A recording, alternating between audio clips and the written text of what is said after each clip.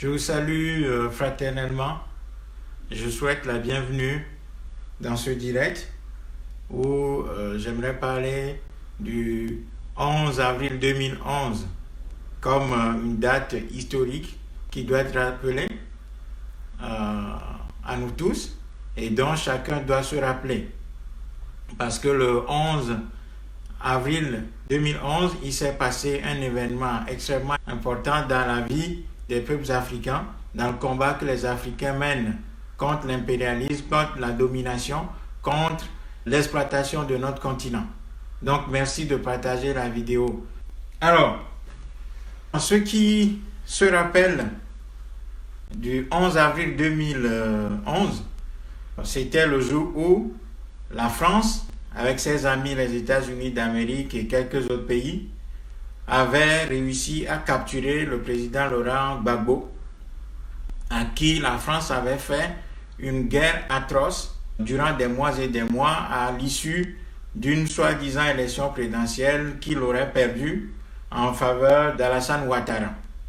Et il faut aussi se rappeler qu'au même moment, la France, disons l'OTAN, les pays de l'OCDE et de l'OTAN d'une manière générale, étaient en train de bombarder la Libye, donc deux pays clés qui en 2011 avaient été bombardés, dont les régimes qui résistaient à l'exploitation du continent africain étaient totalement détruits. Et le 11 avril 2011, le président Laurent Gbagbo avait été capturé, sa femme également, ses enfants, et tout le régime Laurent Gbagbo s'était effondré définitivement le 11 avril 2011. Donc il faut que cette date-là soit rappelée à chacun des Africains. Il faut que les Africains gardent en mémoire cette date du 11 avril 2011, qui était le jour de la capture du président Laurent Gbagbo. Voilà. Donc je vous prie de bien vouloir partager la vidéo, de diffuser cette vidéo un peu partout, invitez vos amis, partagez la vidéo dans les groupes dans lesquels vous êtes pour que nous soyons suffisamment nombreux pour nous rappeler de cette date et les conséquences que cette date a pu produire dans la vie des combattants africains que nous sommes. Bon. On va démarrer.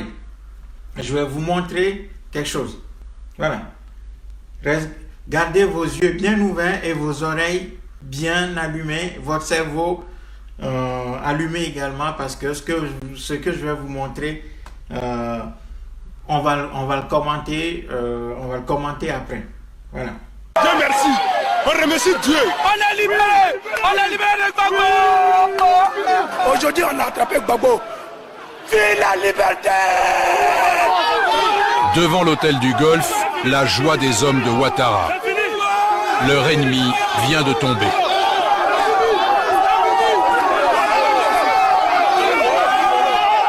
La Côte d'Ivoire s'est libérée. On est libéré de Laurent Gbagbo. On est libéré de la dictature. On est libéré du sang. On est libéré du mensonge. On est libéré de la mort. L'arrestation s'est produite quelques minutes plus tôt. Les hommes de l'armée républicaine avaient comme consigne impérative de prendre Gbagbo vivant. Alors non seulement on ne le tue pas, mais on le protège, on l'affuble d'un gilet pare-balles, d'un casque lourd. C'est sa femme. Simone, l'épouse du président déchu, est traitée avec moins d'égards. Quant à son fils Michel, il échappe de peu au lynchage. Amené à l'hôtel du Golfe, le QG de son rival, Laurent Gbagbo est forcé de poser avec ceux qui l'ont capturé. Pour lui et les siens, c'est la fin humiliante de 10 ans de règne. Le dernier acte n'aura duré qu'une semaine, entamé avec l'arrivée aux portes d'Abidjan des hommes du Nord. Les troupes du président élu Alassane Ouattara, rebaptisées Forces républicaines. Vous êtes prêts là pour partir au combat là? Bien sûr. Plus que le mot prêt. Tu es venu pour tuer. Ta mission c'est ça. Gbagbo a affaire à nous. Et on va le descendre. Quels que soient ces obstacles, Gbagbo est en face de certains garçons. Certains de ces guerriers sont des vétérans des campagnes de 2002, avant la partition du pays. Dans le quartier de Yopougon, majoritairement pro-Gbagbo, ils font leur première victime, leur premier prisonnier.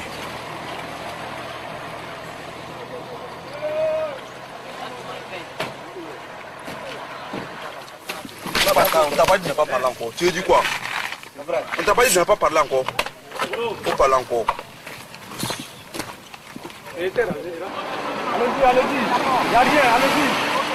La colonne pénètre dans Abidjan, traversant des quartiers très marqués politiquement, selon qu'ils ont voté pour Gbagbo ou pour Ouattara.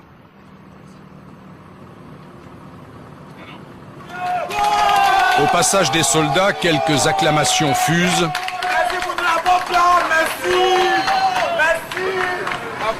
Certains se dépêchent de faire allégeance. On a dit très bonne humeur, très bonne humeur. La colonne, forte de 5000 hommes, arrive à l'hôtel du Golfe. C'est là que depuis 4 mois, Alassane Ouattara, président élu et reconnu par la communauté internationale, attend que son rival lui cède la place. Les pressions ayant échoué, Ouattara compte désormais sur ses fusils pour y parvenir. Vous avez vu des liens comme ça? Entre l'hôtel du Golfe et la résidence où s'est retranché Gbagbo, il y a moins de 2 km. C'est les gens de la résidence qui tirent dans leur direction. Où est là? Vous avez essayé de progresser par là? On progresse vers ce côté-là et ratisser un peu le quartier qui est là jusqu'au campus et occuper la position. Envoyez RPG! Mets-toi ici là, il faut balancer devant là-bas. Faut t'avancer. Avance-toi. Avancez! Dès leur premier assaut, les hommes de Ouattara sont accrochés. Désorganisés, mal armés et mal commandés, ils sont cloués sur place, incapables de tenir leur position. Ils ont dans leur viseur la résidence présidentielle, mais pour autant l'objectif n'est pas à leur portée. Et ils subissent leur première perte.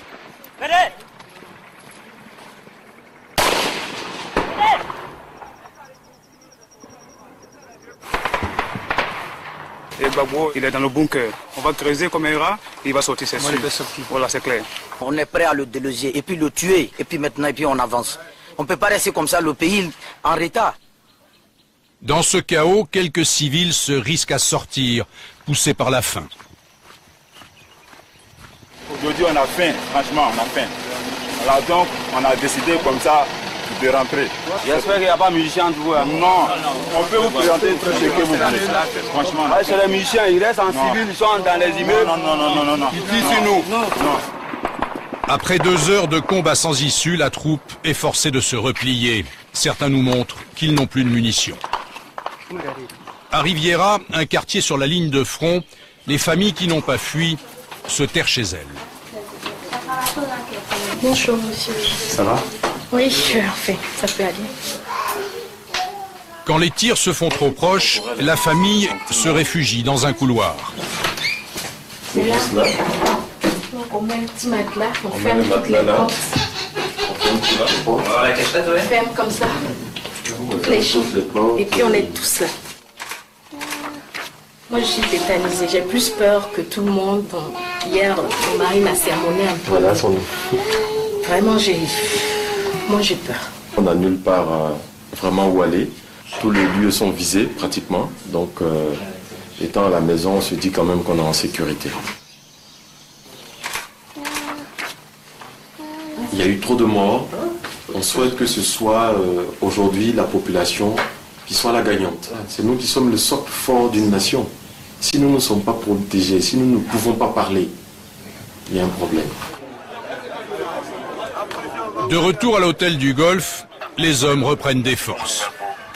Parce qu'on n'en parle pas assez, le rôle des femmes sera déterminant après la crise. La plupart portent des amulettes, des fétiches, en qui ils ont placé leur confiance. Voilà. Ça sert à quoi ça? Bon, ce sont mes gris qui me protègent contre les balles, les obus, par la grâce de bon Dieu.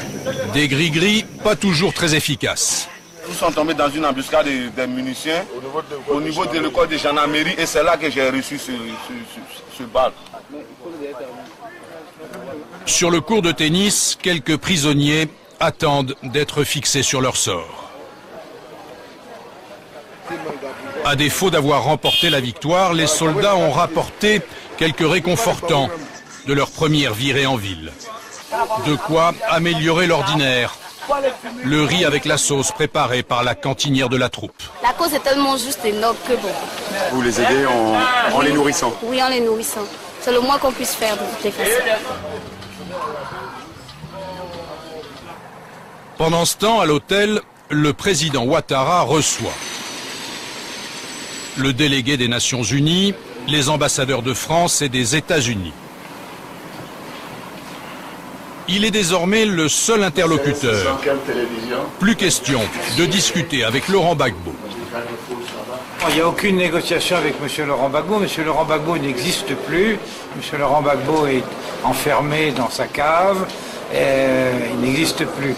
Par l'intermédiaire de sa télé, Ouattara appelle au ralliement les derniers officiers qui soutiennent encore son rival. Et les voici qui arrivent se mettre au service de la victoire. C'est une réunion de prise de contact. Nous sommes des officiers à sa disposition. Donc nous venons saluer le chef suprême des armées guinéennes. Rassemblement. Sous les ordres du colonel Ouattao, les forces républicaines vont partir en patrouille, sécuriser les quartiers de Cocody et Riviera. Et le moral! Et le moral! Nous ne sommes pas des miliciens.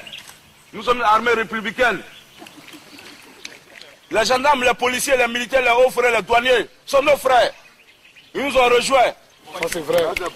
Il faut qu'on soit tous ensemble pour réunifier la Côte d'Ivoire et pour que la Côte d'Ivoire puisse marcher bien. Et ça commencera aujourd'hui.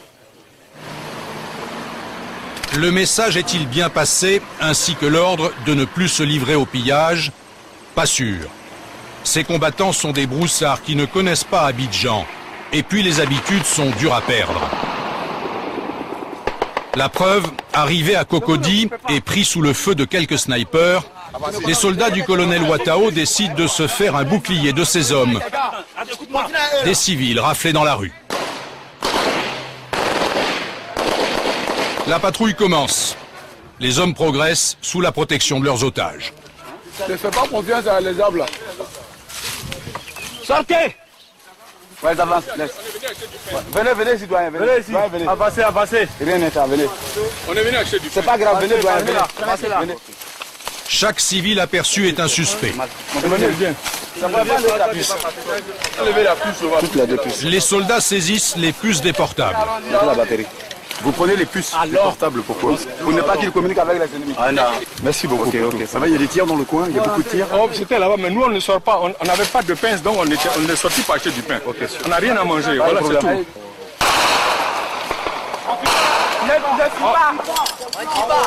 Ne panique pas. La demi-heure qui suit est de pure folie.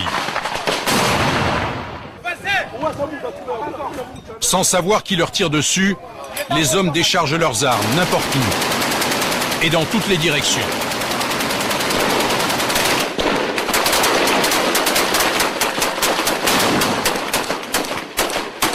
Dans la pagaille, l'un des otages est tué, victime d'une balle perdue.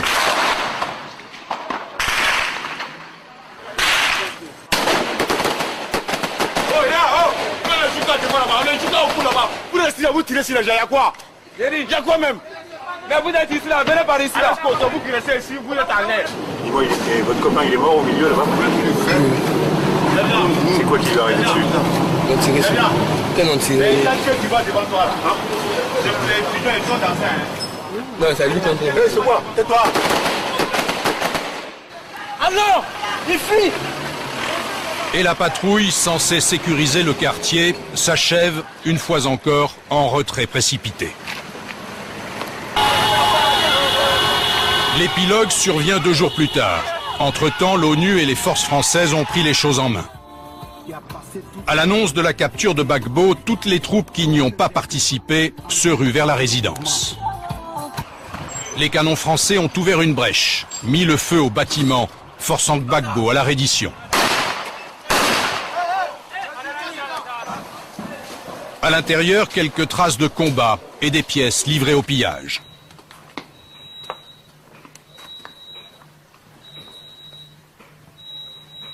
Allez, allez, Asso, viens. Bon. Voici la chambre du couple Gbagbo.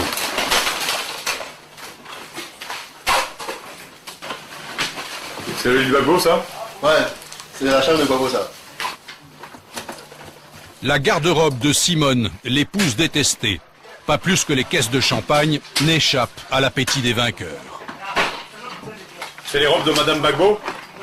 C'est Madame Gbagbo, ça? Oui. C'est laquelle je vais goûter la première. On est champagne, non? Ouais. Voilà. C'est fini, hein? C'est fini. On peut beber le champagne? Ouais, pareil, on boit du champagne. Vive la Côte d'Ivoire!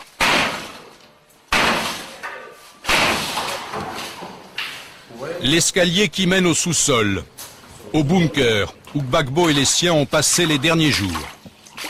Noyés dans la fumée, inondés, voici le poste de garde. La buanderie. Il y a quelqu'un par là?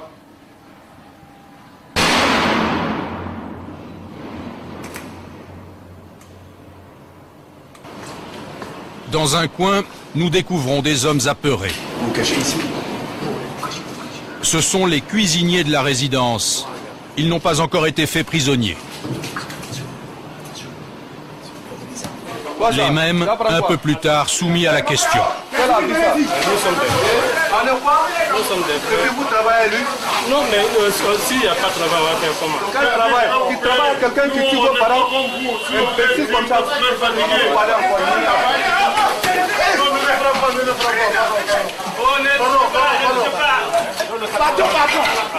Ouattara est vainqueur, mais la tâche qui l'attend est immense. Il devra faire rentrer ses hommes dans le rang pour éviter représailles et règlement de compte. Oui. Attends, je suis un peu occupé là, mais... Il devra faire oublier qu'il doit sa victoire à la France et à ses armes, autant qu'à ses soudards. Oui, tu peux dire à Bernard que pour l'instant... Le jour est encore loin qui verra les Ivoiriens se réconcilier. Voilà. Merci. C'était un peu long, mais c'était très important, c'était très intéressant de vous montrer cette vidéo. Alors, maintenant, vous avez bien suivi cette vidéo qui retrace un peu les dernières heures du président Laurent Gbagbo au pouvoir en Côte d'Ivoire et comment la France a opéré. Hein. Vous avez clairement vu, même si le journaliste a essayé plusieurs fois d'édulcorer ce qui est normal, hein, parce que c'est l'intérêt de la France de présenter les faits, puisque l'histoire est racontée par les vainqueurs, ce sont les vainqueurs qui font l'histoire. Et il y a un proverbe africain qui dit que tant que les chasseurs vont écrire l'histoire, les faits historiques seront toujours en faveur des chasseurs, non des lions. Donc, c'est clair que c'est la version française de l'histoire de la Côte d'Ivoire. Et donc, ce 11 avril 2011, les Français ont décidé d'aller capturer eux-mêmes Laurent Gbagbo et le remettre aux troupes, aux voyous qui ont été mandatés par l'ONU. Qui dit l'ONU en Côte d'Ivoire dit encore la France. Donc la France avait armé lourdement ces voyous pour chasser Laurent Gbagbo du pouvoir et mettre Alassane Ouattara au pouvoir. Et c'est ce qui s'est passé. Donc ce 11 avril, c'était l'épilogue d'un long combat contre Laurent Gbagbo qui était arrivé au pouvoir sans l'accord de la France. Parce que la France, il faut se rappeler, avait plutôt opté pour le général Gueye, à qui la France voulait donner le pouvoir après le coup d'État contre Bédié, et que c'est grâce à la population, à la mobilisation populaire que Laurent Gbagbo a été placé au pouvoir, est arrivé au pouvoir. Donc, ce n'était pas dans les plans de la France d'avoir quelqu'un comme Laurent Gbagbo au pouvoir. Et même si Laurent Gbagbo n'était pas un révolutionnaire forcené anti-français, puisque quand il était au pouvoir, il n'avait pas totalement combattu les intérêts de la France, mais il n'en demeure pas moins vrai que Laurent Gbagbo n'était pas celui qui était prédestiné, était coopté par la France pour diriger la Côte d'Ivoire.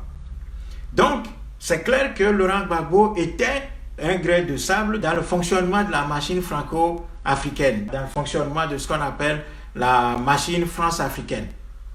Donc, ces gens-là, après les élections de 2010, ils ont traqué Laurent Gbagbo, ils l'ont pourchassé, ils l'ont poursuivi et ils l'ont finalement abattu, c'est-à-dire que son régime a été démonté le 11 avril 2011. C'est pour ça que je fais cette vidéo, c'est pour ça que je fais ce direct, pour rappeler aux Africains ce qui s'est passé ce 11 avril 2011 où le président Laurent Gbagbo a été capturé, sa femme capturée, ses proches tués et son régime totalement démoli en faveur de l'enfant chéri de la France qui est Alassane Ouattara, qui est actuellement au pouvoir en Côte d'Ivoire.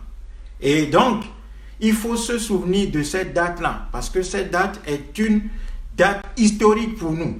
Et cette date rappelle que nous sommes encore clairement dans la colonisation. Le 11 avril 2011, c'était une date qui rappelait très clairement que nous sommes encore une fois dans la colonisation. Et cette colonisation n'est pas terminée, puisque la France peut arriver dans un pays qui ne lui est pas totalement favorable pour tout d'abord organiser la fraude électorale, en tout cas encourager la fraude électorale, mettre en place un plan après avoir partitionné le pays, après avoir monté une rébellion qui n'a pas abouti contre Laurent Gbagbo. La France a attendu le bon moment des élections de 2010 pour exécuter son plan définitif de reconquête de ce pays-là. Et donc, qu'est-ce qui s'est passé?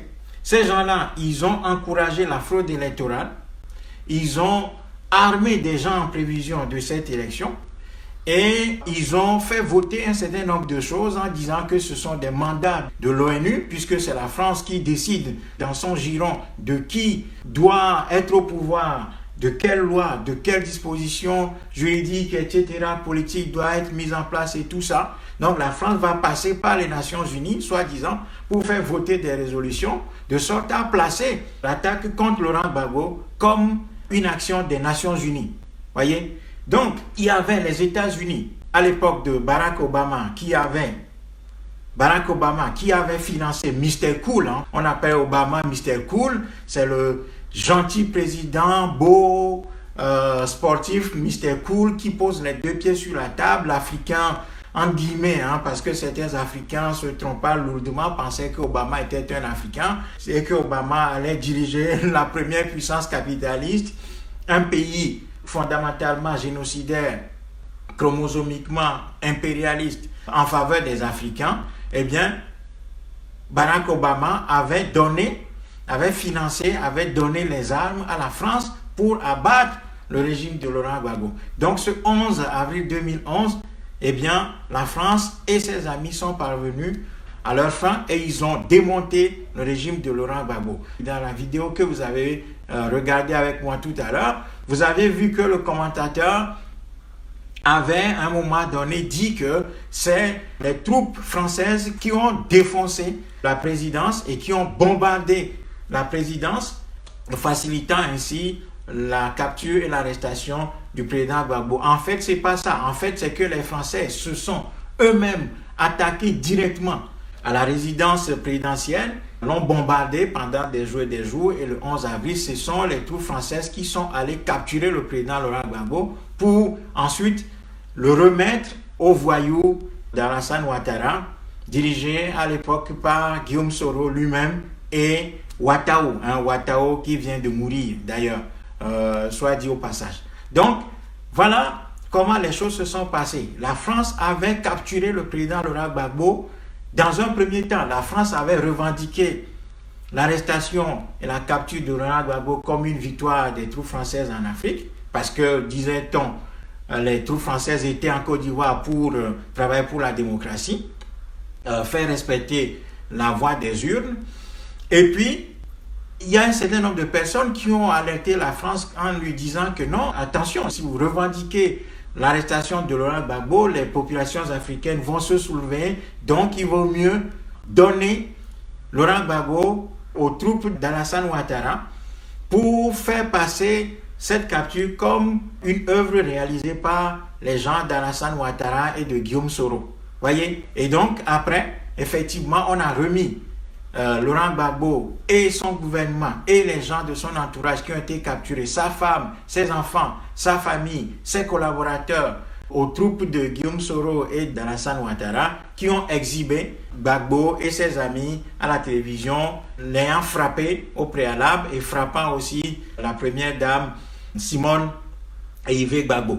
Donc voilà comment les choses se sont passées. Et ces images-là rappellent, et c'est ça que les Africains doivent garder en mémoire. C'est là où l'histoire est toujours quelque chose de très intéressant. C'est-à-dire que la capture de Laurent Gbagbo est la réalisation moderne de ce que la France coloniale a toujours pratiqué en Afrique. Il ne faut pas oublier que toutes les puissances colonisatrices qui ont été en Afrique, à chaque fois qu'elles ont été confrontées à la résistance des élites africaines de l'époque, des rois africains qui mobilisaient les populations contre eux, qu'est-ce que ces pays-là ont fait? Ces pays colonisateurs ont fait? Ils ont capturé, s'ils n'ont pas tué ces Africains résistants, ils les ont capturés et les ont déportés.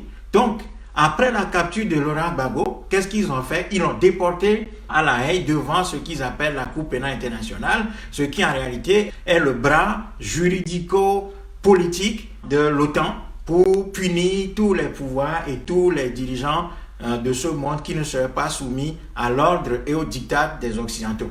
C'est comme ça que les choses se passent. Et donc, on a vu que Béhanzin, à l'époque, Béhanzin, qui résistait face aux troupes coloniales françaises au Dahomey, a été capturé, déporté aux Antilles. Ce qui a été fait à Laurent Gbagbo s'inscrivait clairement dans la logique de ce que les puissances colonisatrices ont fait en Afrique.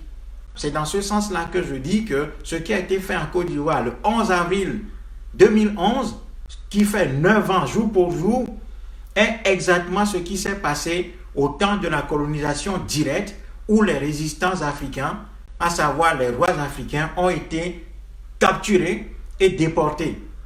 Donc, je donne l'exemple du roi Béhanzin qui a été capturé, déporté aux Antilles.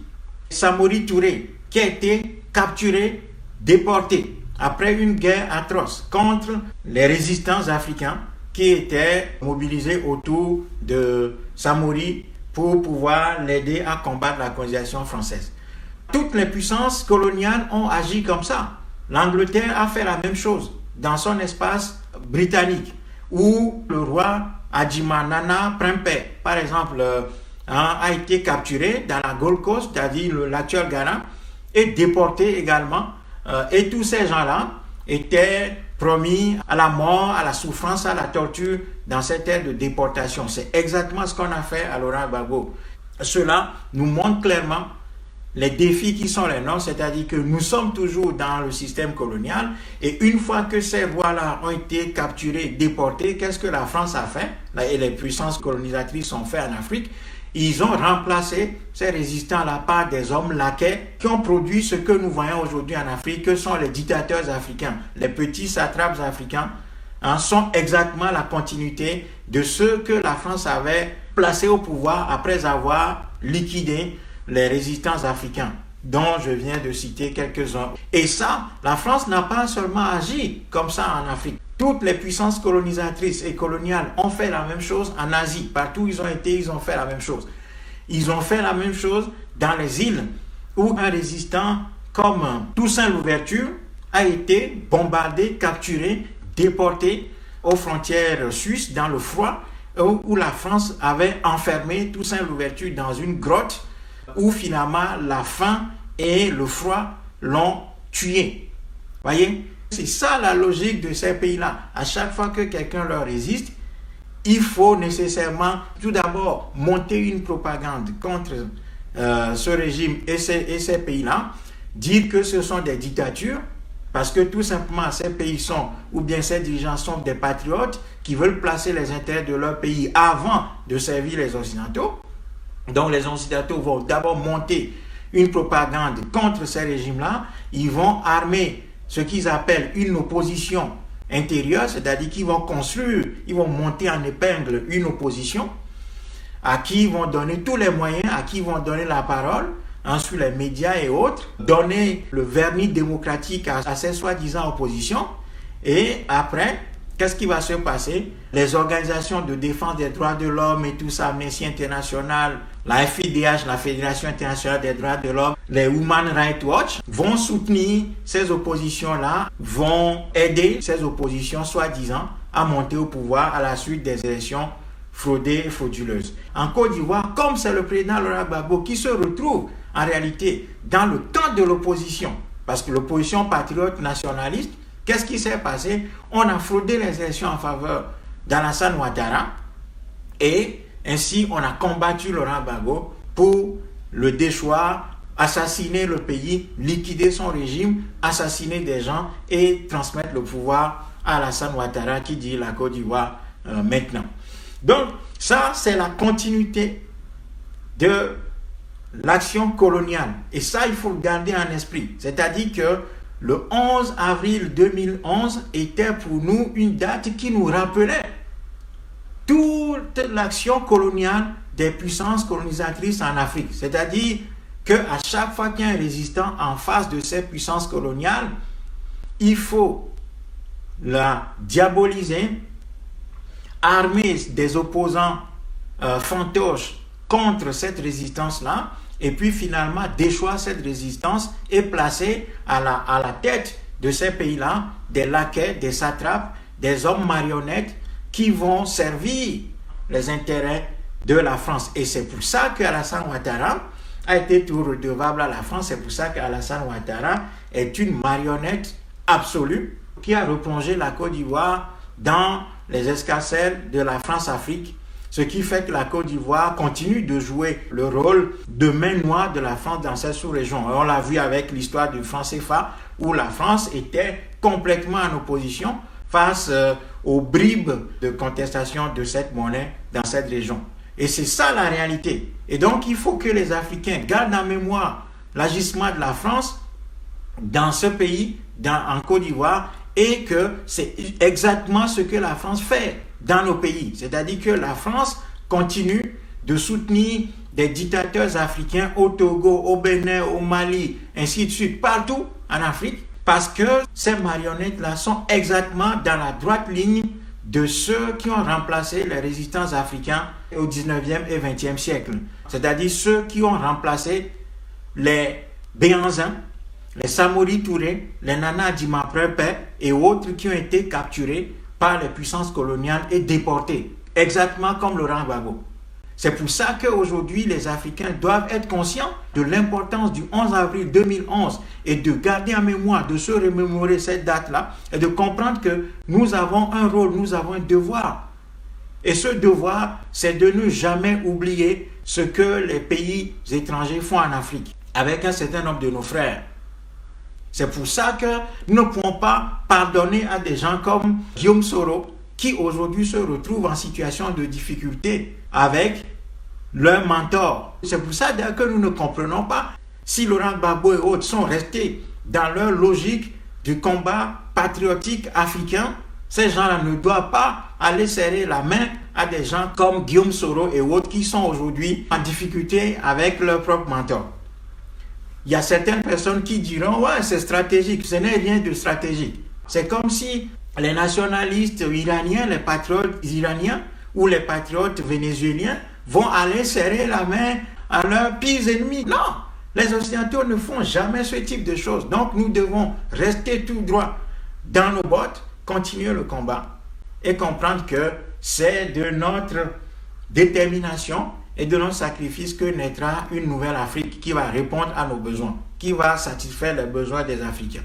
Ça, c'est quelque chose qu'il faut garder à l'esprit. Cette date du 11 avril 2011, ce qui fait aujourd'hui 9 ans jour pour jour, nous devons garder cette date en mémoire, ne jamais l'oublier et considérer que le combat libérateur de l'Afrique doit continuer tout en tirant les leçons de ce qui s'est passé, puisque nous sommes exactement dans la lignée des Béhanzins, des Samori Touré, des Nana Adjima Prempeh qui ont été déportés, de Laurent Gbagbo, de Lumumba, de Sylvanus Olympio, de Sékou Touré, des grands hommes, des Chaka Zulu, des Mao Mao, les vrais Africains, les vrais fils, les vrais et dignes fils d'Afrique qui ont résisté et qui ont essayé de faire en sorte que l'Afrique ne sombre pas totalement. Eh bien, nous sommes les descendants de ces gens-là. Et c'est pour ça que nous devons rester solidaires, nous devons rester lucides, nous devons rester conscients. Ne jamais oublier ce type de date et considérer que le devoir qui nous attend est immense. Et nous devons continuer à travailler sur l'organisation, sur la structuration du combat et continuer à aller de l'avant de sorte à gagner ce combat pour entamer la reconstruction de l'Afrique. Voilà, alors je vais vous montrer ce 11 avril ce que je disais. J'avais fait à l'époque un direct, je vais vous livrer compte tenu de ce direct-là.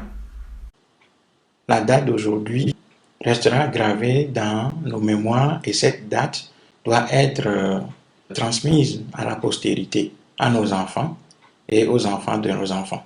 Parce que tout le monde le sait, aujourd'hui, le 11 avril 2011, la France a capturé un fils d'Afrique, le président Laurent Gbagbo, et pour l'instant, dans un jeu de comédie, l'a livré aux rebelles de Ouattara. Et le président Laurent Gbagbo a été montré à la télévision avec sa femme, en tenue très légère, et avec des coups qui sont portés notamment à l'œil droit du président Laurent Gbagbo. Sa femme a été trimballée par terre et tout. Et actuellement, ils sont détenus, selon ce qu'on nous apprend, à l'hôtel du Golfe, à Abidjan actuellement, par les éléments armés d'Alassane Ouattara. La réalité est que le président Laurent Gbagbo a été capturé par la France et détenu par la France. Et actuellement, nous pensons que Laurent Gbagbo ne se trouve pas à l'hôtel du Golfe. Voilà. Que Laurent Gbagbo se trouverait actuellement dans un lieu de tenue secret par l'armée française, sinon dans le camp militaire français installé à Abidjan depuis 1978. Aujourd'hui, je pense que nous n'avons pas besoin de polémiquer ni de revenir sur l'histoire. Ce qui compte, c'est de considérer qu'un des fils d'Afrique vient d'être capturé comme aux temps coloniaux et celui-ci a montré quand même dans toutes ses faiblesses, dans toute sa fragilité, son esprit de résistance, son esprit de ténacité face à tout un système qui a déployé tout ce qu'elle a comme outil pour pouvoir abattre son régime. Alors aujourd'hui, il faut considérer que l'histoire fait son œuvre et l'histoire est en marche et que tôt ou tard, le peuple africain se libérera. Le peuple africain se libérera. Et même si le chemin qui reste à faire est long, périlleux et extrêmement sinueux, le peuple africain se libérera tôt ou tard.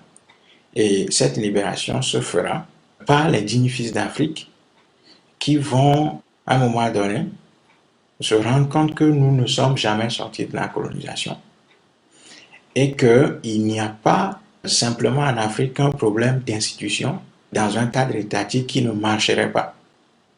La réalité est que nous n'avons pas d'État en Afrique et que nous sommes en réalité dans des cadres coloniaux, d'où la fausseté de cette question des institutions qui ne marcheraient pas et qu'il suffisait simplement de changer les hommes à la tête des institutions pour leur conférer une crédibilité, pour les mettre ainsi au service des besoins de la population. La réalité est que nous sommes encore dans des cadres coloniaux en Afrique. Nous sommes dans des enclos coloniaux et aujourd'hui on voit que la France est allée en Côte d'Ivoire faire la loi, imposer sa loi, décider de qui doit prendre la place du président Laurent Gbagbo et va jusqu'à le capturer. Alors, dans la précipitation, le président Laurent Gbagbo étant capturé, les Français l'ont brandi comme un trophée de guerre, se rendant compte que revendiquer la capture de Laurent Gbagbo dans une frange de la population africaine, cela représenterait clairement et nettement le signe même de la colonisation de l'Afrique. Eh bien, les Français ont reculé pour dire que non, ce ne sont pas eux qui ont décidé, ce ne sont pas eux qui ont capturé le président Laurent Gbagbo.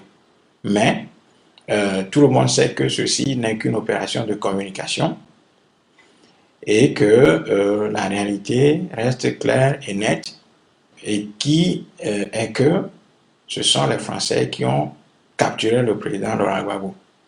Voilà. Et ceci restera ancré dans la tête de tous les Africains épris de liberté et d'esprit, d'entreprise et de résolution de nos problèmes en Afrique. Donc, aujourd'hui, ce qu'il faut retenir, c'est que le président Laurent Gbagbo se trouve actuellement dans les mains de la France, ainsi qu'une partie de sa famille, ses enfants, sa femme, sa maman et ses petites filles, et aussi avec un certain nombre de collaborateurs du président Laurent Gbagbo. Mais ceci n'a pas été fait par la France sans le consentement, sans la bénédiction, sans l'appui logistique, psychologique, financier des États-Unis d'Amérique dirigés par Barack Obama, qui, comme je le disais en début de notre discussion, a une partie d'Afrique en lui. Mais l'histoire a tout démontré que dans la plupart des tragédies, on a utilisé souvent des ressources domestiques pour pouvoir abattre celui qu'on veut abattre. C'est ainsi qu'une fois encore, la France a réussi à convaincre des Africains, à drainer des Africains dans cette opération d'assassinat, de destruction, d'anéantissement du régime du président Laurent Gbagbo.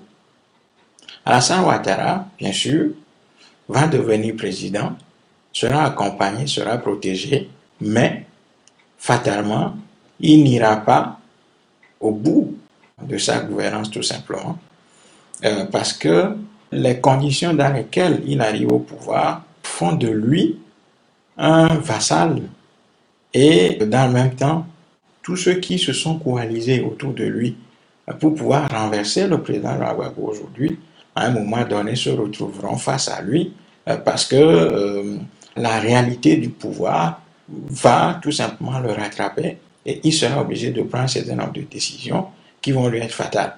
Et Guillaume Soro étant en embuscade, à un moment donné, va passer lui-même à l'acte pour abattre ce régime et tout simplement prendre la place d'Alassane Ouattara. Donc aujourd'hui, nous ne sommes pas à la fin de l'histoire en Côte d'Ivoire. La chute de Laurent Gbagbo ne signifie pas la fin de l'histoire. Au contraire, ceci est le début d'une longue marche. Et je crois que les idées, ne serait-ce que les discours du président Laurent Gbagbo, vont avoir un impact terrible dans la tête de beaucoup de compatriotes en Côte d'Ivoire et africains qui, tôt ou tard, seront obligés de faire face à ce nouveau régime tutélaire qui est en train d'être établi en Côte d'Ivoire. Et Ouattara lui-même, en bon pupille des Français et des Américains, va devoir chercher à les satisfaire coûte que coûte. À la moindre erreur, il sera combattu comme le président Laurent Gbagbo l'avait été. Il faut dire aux Africains que nous devons tirer tous les enseignements de ce qui vient de se passer. Nous devons comprendre une fois pour de bon que l'histoire est le fait des forts et des vainqueurs. Cela ne sert à rien aujourd'hui de pousser des plaintes, des jérémiades, des pleurs, des cris de tristesse et de douleur. Ça ne sert à rien. Ceci ne nous sera d'aucune utilité ni d'aucun secours. Parce que dans notre faiblesse, il est évident que nous ne puissions jamais faire une quelconque résistance face à ce système, face aux Français, face à l'oncle Tom, face aux Européens, qui, dans leur mouvement vers l'extérieur, ont toujours apporté la désolation, la mort, la destruction chez d'autres peuples. Ils ont toujours apporté la destruction, la mort, la haine, l'agression, la pulsion de mort à d'autres peuples et les ont complètement soumis ou décimés tout simplement. Donc aujourd'hui, nous devons tirer tous les enseignements de ce qui vient de se passer dans le calme, avec un sang-froid terrible, dans un esprit froid pour pouvoir nous reconstituer, pour pouvoir définir à partir certainement des erreurs qui ont été commises jusqu'ici par tous ceux qui ont voulu affranchir l'Afrique, tirer de ces erreurs-là des enseignements pour pouvoir définir une stratégie de combat forte et bien fuitée. Ça, c'est ce que je disais ce 11 avril 2011. C'était une ancienne vidéo. J'avais fait un direct à l'époque, le 11 avril 2011, le jour où Laurent Gbagbo a été capturé par la France. C'est cette vidéo-là que je viens de vous diffuser.